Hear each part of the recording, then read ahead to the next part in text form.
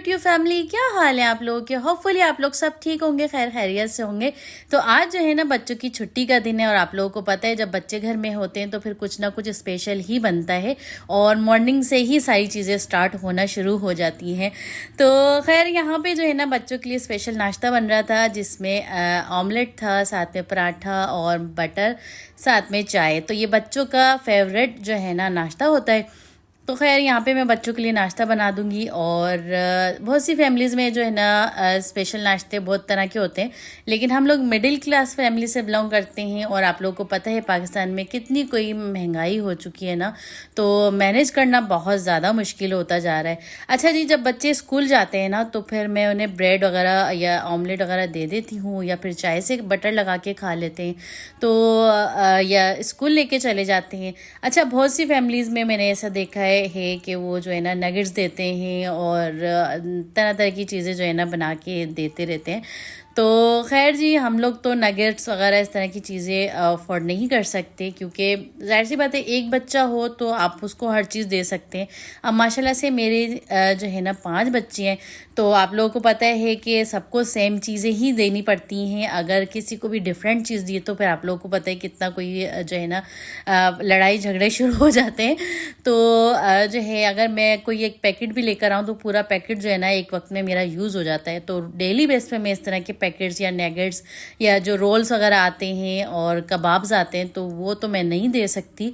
और ये कि घर में बना के मैं देती रहती हूँ उन्हें, जब उनकी वेकेशन या छुट्टियाँ होती हैं ना तो फिर मैं उनको जो है सारे मज़े करवाती हूँ। तो ये कि बस 5 बच्चे हैं माशाल्लाह से, उनके साथ मैनेज करना बहुत बड़ी बात है और सबको एक ही चीज़ देनी पड़ती है, अलग डिफरेंट देनी नहीं पड़ती, क्योंकि एक को अगर कोई चीज़ हम स्पेशल दे दें तो दूसरा जो है उसको भी वही चाहिए होती है।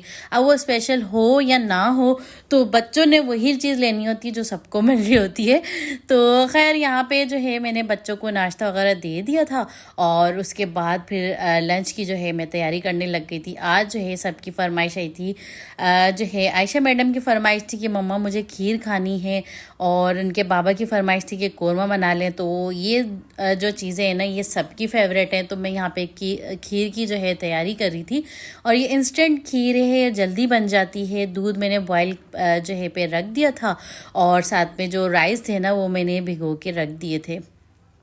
तो जब भी कभी बच्चों का इस तरह दिल होता है ना कि मम्मा खीर खानी है ना, तो मैं सबसे पहले जाके राइस जो है भिगो देती हूँ ताकि वो आधा घंटा रेस्ट हो जाए। फिर उसके बाद दूध जो है वो पकाने के लिए रख देती हूँ। दूध जितना पकता है उतना जो है ना उसका फ्लेवर आता है। अच्छा जी, यहाँ पे जो है ना मैंने डाल दी है इलायची, डाल दी है, साथ में जो हमने राइस जो है ब्लेंड करके रखे थे वो मैंने इसमें डाल दिए हैं और उसको हम पकाएंगे। यहाँ पे आप लोगों ने देखा हो कि मैंने छिलकों के साथ जो है ना इलायची पीस के एक बाउल में रखी हुई है। उसका रीज़न ये है कि हम लोग क्या करते हैं कि इलायची के बीज लेके ना तो वो सिर्फ डालते हैं और उसके जो छिलके हैं वो हम नहीं डालते। उसमें तकरीबन 80% ग़िज़ायत तो उसी में होती है, उसमें फ्लेवर उसमें होता है, खुशबू उसमें होती है। तो जो है ना हम लोग उसको डिस्कार्ड कर देते हैं। लेकिन ऐसा जो है ना आज के बाद आप लोगों ने नहीं करना, क्योंकि मैं जो है ना नहीं करती हूँ। मैं क्या करती हूँ, जिन रेसिपीज़ में जो है इसके बीज यूज़ होते हैं ना इलायची के, तो उसमें बीज डाल देती हूँ और जो उसके जो छिलके बचते हैं ना वो मैं चाय की पत्ती में डाल देती हूँ। क्योंकि हम जब भी चाय बनाते हैं बहुत से लोगों को इलायची वाली चाय पसंद होती है, तो मैं उसके छिलके उसमें डाल देती हूँ। तो उससे ये कि चाय की पत्ती में बहुत ही प्यारी जो है खुशबू रहती है और चाय बनाते हैं तो बहुत ज़बरदस्त चाय बनती है। तो आप भी जो है ना आज के बाद छिलके फेंकना छोड़ दें और चाय की पत्ती में डाल दिया करें। तो खैर जी, उसके बाद जो है खीर मैंने बना ली थी, वो पक गई थी, उसको मैंने ठंडा होने के लिए रख दिया। साथ में मैं बना रही थी कौरमा। तो कौरमा जो है अलग अलग तरीके से बनता है, डिफरेंट तरीके से बनता है, हर किसी का तरीका अलग होता है, लेकिन मैं ज़्यादातर इसी तरीके से बनाती हूँ। मैंने क्या किया कि पहले जो है ना प्याज ब्राउन करके मैंने निकाल ली और उसके बाद मैंने यहाँ पे जो है ना दही में एक बेटर मैं पहले से रेडी करके रख लूँगी, जिसमें मैंने दही लिया है, जिंजर गार्लिक का पेस्ट लिया है, साथ में कौरमा मसाला लिया है और जो है ना घर के मसाले मैंने डाले। ऊपर से धनिया हो गया, हल्दी हो गई, धनिया पाउडर सॉरी, और रेड चिली पाउडर डाल के और पिसा हुआ गरम मसाला डाल के इसको एक पेस्ट हम साइड में रख देंगे। अच्छा जी, दूसरे साइड पे हमने क्या करना है, उसी ऑयल में हमने 2 मीडियम प्याज मैंने इसमें ब्लेंड करके डाली है और 1.5 प्याज जो है ना मैंने तल के निकाल ली है। सही है। उसके बाद जो है ना यहाँ पे चिकन मैंने रखी हुई है वॉश करके। अब आपने क्या करना है, जो है प्याज जो है ना उसको ज़्यादा आपने ब्राउन नहीं करना, सिर्फ इसका जो कलर है ना वो थोड़ा सा चेंज हो जाए।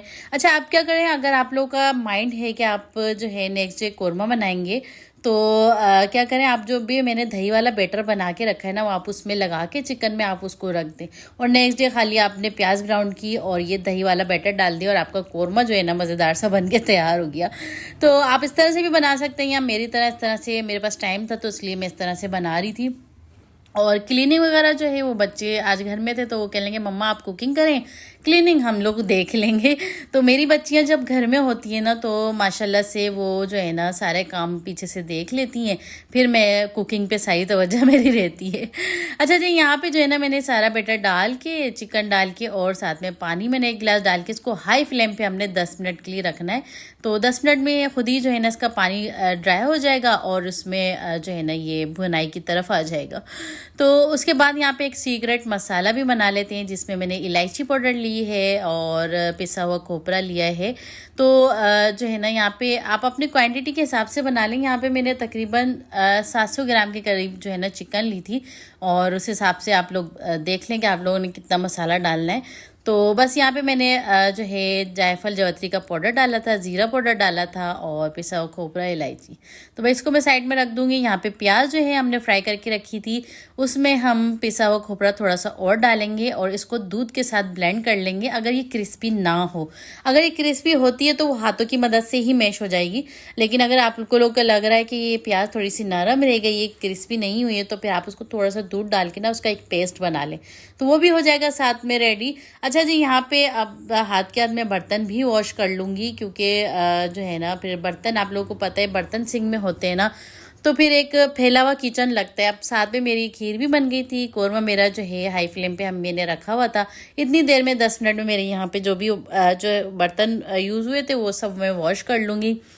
तो और आप लोग बताएं, आप लोग क्या कर रहे हैं, आप लोगों की लाइफ कैसी चल रही है। हमारे यहाँ तो आजकल लाइट का इशू बहुत ज़्यादा हो रहा है।